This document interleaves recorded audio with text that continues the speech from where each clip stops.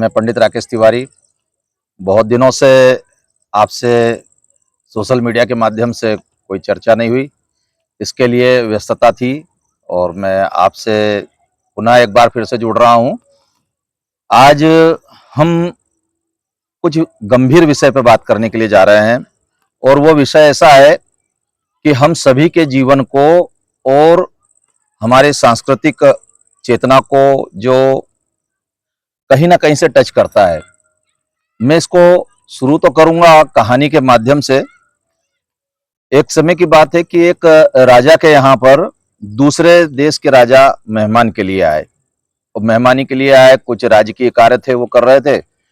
तब उन्होंने देखा कि एक मैदान है, उस मैदान में एक सिपाही खड़ा हुआ है जो थोड़ी दूर तक चलता है, वापस आता है, फिर चलता है, फिर वापस आता है।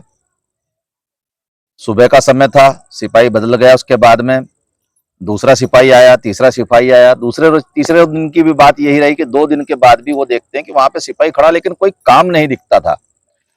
तब उन महाराज ने पूछा कि बोले महाराज, आप बताइए कि ये सिपाही यहाँ पर क्यों खड़ा है।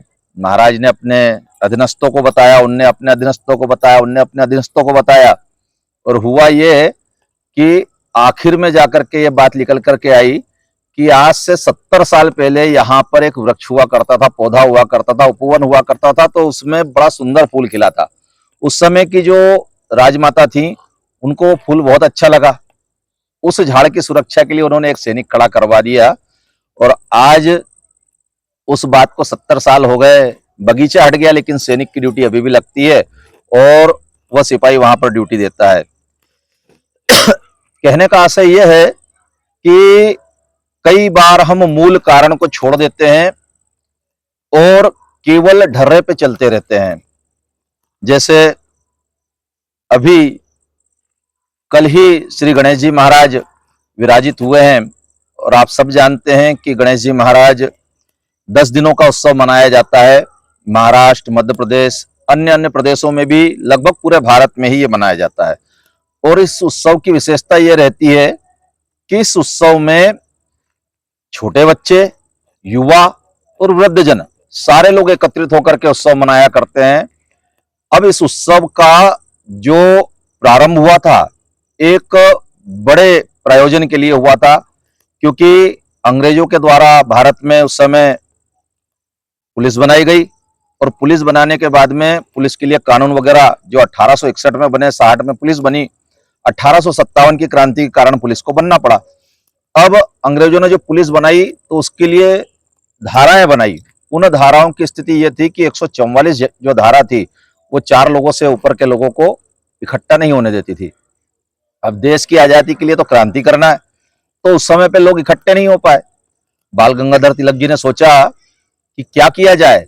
उन्होंने गणेश मंडल बनाए और गणेश मंडल बना करके पूना में पहली बार 1893 में उन्होंने गणेश जी की स्थापना करी। और गणेश जी की स्थापना करके पहली बार शनिवार में जब उन्होंने स्थापना करी, उसके बाद से लगातार वो 7 वर्षों तक गणेश जी के मंडल बनाते रहे।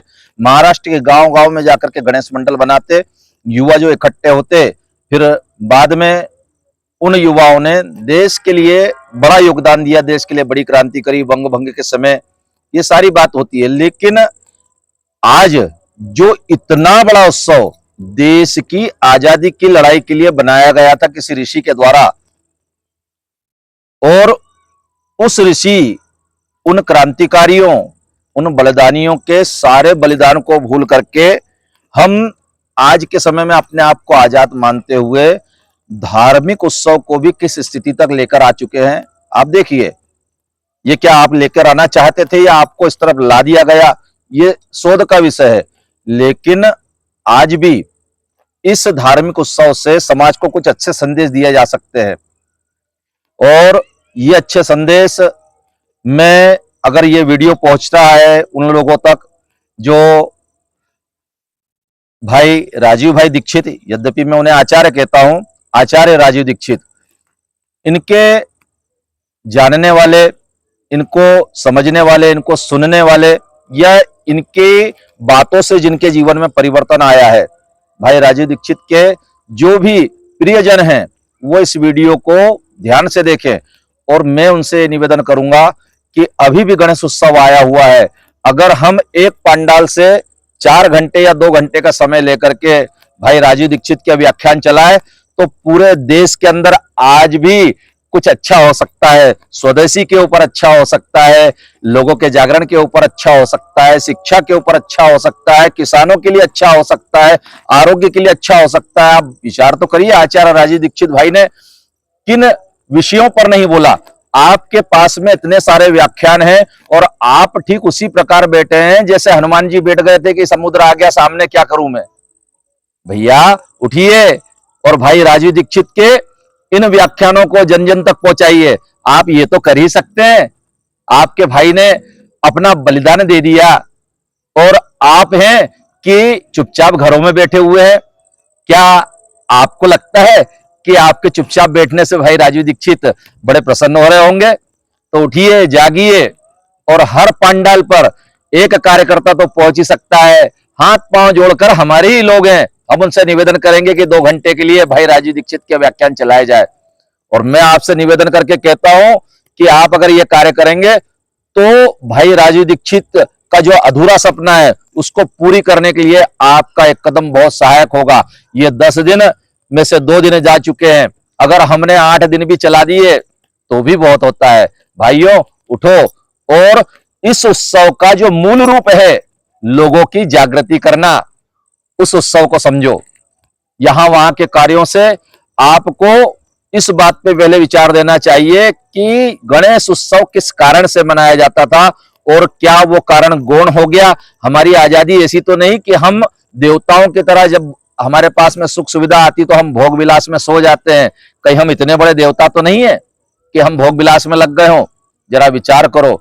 मैं आपसे निवेदन करूंगा, आप सभी के लिए गणपति बप्पा मोरिया, वंदे मातरम।